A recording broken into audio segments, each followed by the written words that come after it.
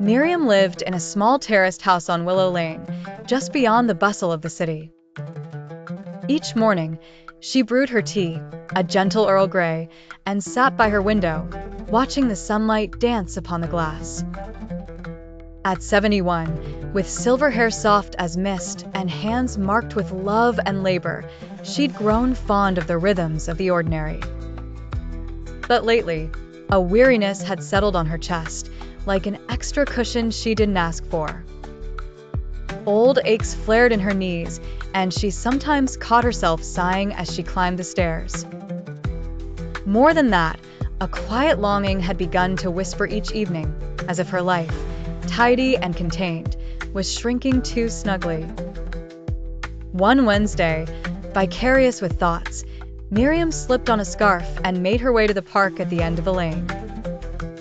There, under a willow tree, stood a wooden bench, its slats painted cheerful sky blue.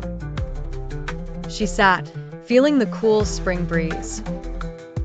Beside her was a plaque, "To all who need a moment of peace." The words soothed her. As she sat, a young man jogging by stopped and smiled. "Lovely day, isn't it?" Miriam nodded. "Feels good to be outside." He chuckled and patted his chest. "Doctor says a little exercise might do me good for body and mind."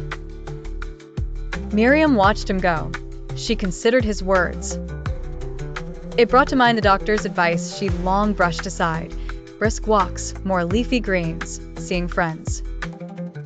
Perhaps health lay in small choices: an apple instead of biscuits, a stretch before bed, laughter shared with another. A mother with a pram soon joined her on the bench, baby gurgling sweetly. Miriam listened as the mother shared her worries, sleep deprivation, returning to work, feeling invisible amid nappies and chores. "I sometimes forget who I am," the mother said, her eyes tired but hopeful. Miriam offered a soft smile. "You're still you, just with a new story." They sat quietly, watching ducks on the pond, their worries eased by gentle companionship.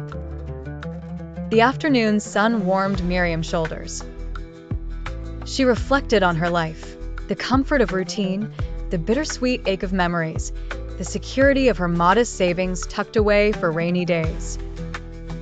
It struck her that wealth wasn't just pounds in the bank, but time for books, secret smiles with strangers, and hands eager to help a neighbor with groceries. She realized the abundance woven through her days, a home that held her safely, enough to eat, friends who remembered her birthday. As the bells of distant St. Mary's rang, Miriam stood. She walked home with an easier step, heart lighter. Health, she thought, is energy to greet the dawn and strength to climb the stairs, even if resting is needed along the way. Wealth is the blessing of enough. Enough comfort, enough purpose. And happiness, real happiness, is stitched into simple moments: the sun on one's back, tea in a favorite cup, and kindness exchanged between strangers on a little blue bench. That evening, Miriam wrote a note to herself and tucked it by her kettle. Seek sunshine, share stories, eat well, be gentle. Joy is never out of reach. A wholesome life, she realized, was not measured in grand adventures or overflowing coffers, but in everyday grace.